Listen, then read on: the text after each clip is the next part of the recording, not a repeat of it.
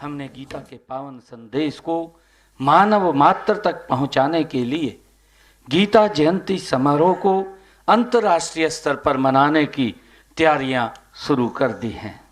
मुझे खुशी है आज आपके बीच में ये बताते हुए कि हमारे इन प्रयासों में गीता मनीषी स्वामी ज्ञानानंद जी महाराज और गीता ज्ञान संस्थान ने बड़ा ही सहयोग किया है।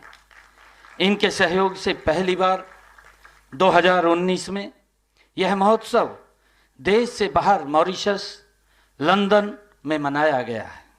इसके बाद सितंबर 2022 में अंतर्राष्ट्रीय गीता जयंती महोत्सव कनाडा में आयोजित किया गया है। 2023 में यह ऑस्ट्रेलिया में आयोजित किया गया है। इस वर्ष तो राष्ट्रीय गीता महोत्सव का आयोजन किया गया है श्रीलंका, और अगस्त में यूनाइटेड किंगडम मैनचेस्टर में भव्य आयोजन किए गए हैं।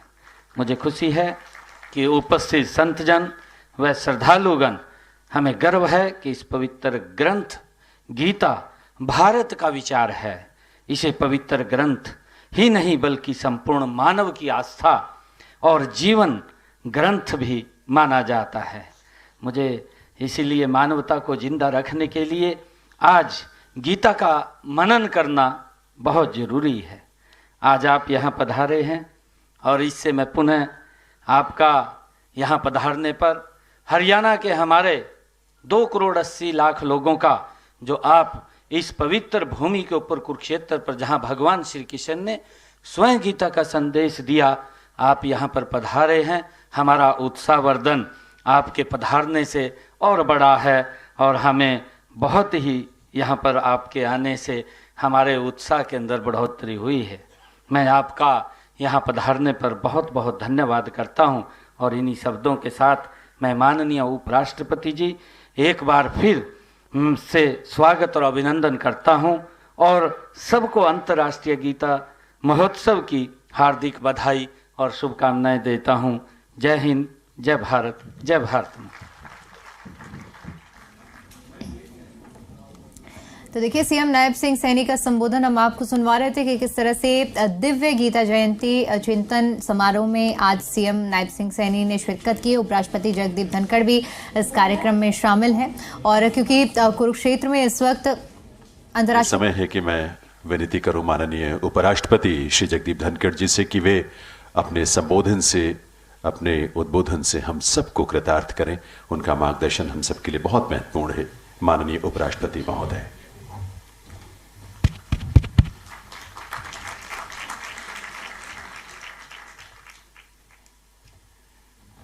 ऑनरेबल गवर्नर हरियाणा श्री बंडारू दत्तात्रेय जी,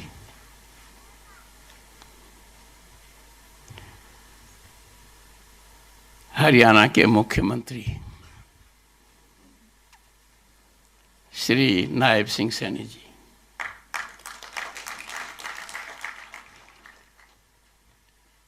जमीन से जुड़े हुए आदमी,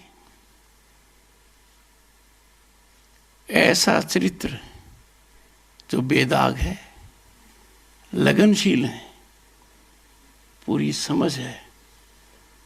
मेरी मुख्यमंत्री बनने से पहले और बाद में, सेकंड टर्म के अंदर, प्रथम टर्म में भी मुलाकात हुई थी, सेकंड टर्म में भी मुलाकात हुई है, कई मुलाकातें हुई हैं।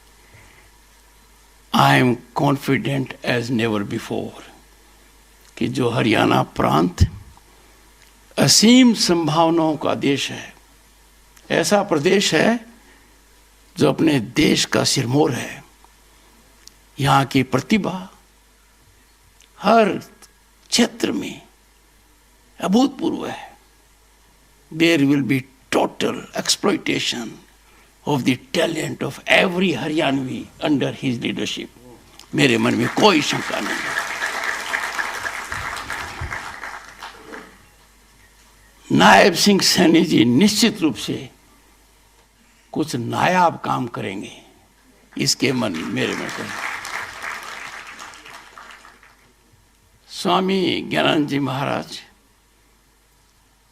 मुझे जब पहली बार यहाँ आने का सौभाग्य मिला, मेरी आपसे काफ़ी चर्चा हुई,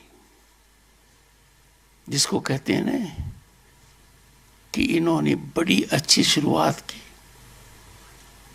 और वो शुरुआत निरंतरता से आगे बढ़ती जा रही है। It is on not incremental but virtually vertical trajectory.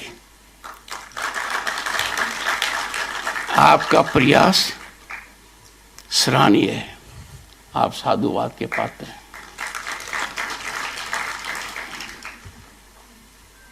एक बात आपने कही जिससे मेरे को असहमति है।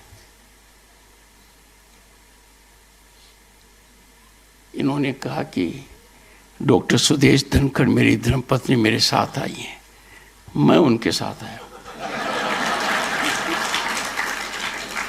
जिंदगी में जोखिम तो बहुत उठाए हैं, पर ऐसा जोखिम उठाना मेरे बस में नहीं।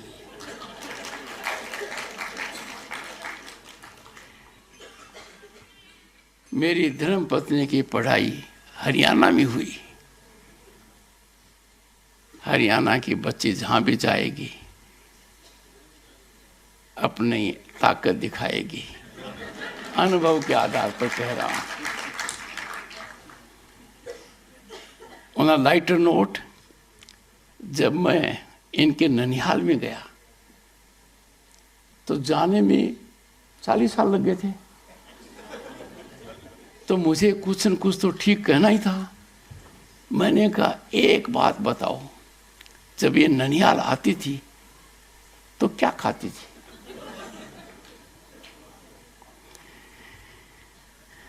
मेरा लगाव तो इन बातों से है ही,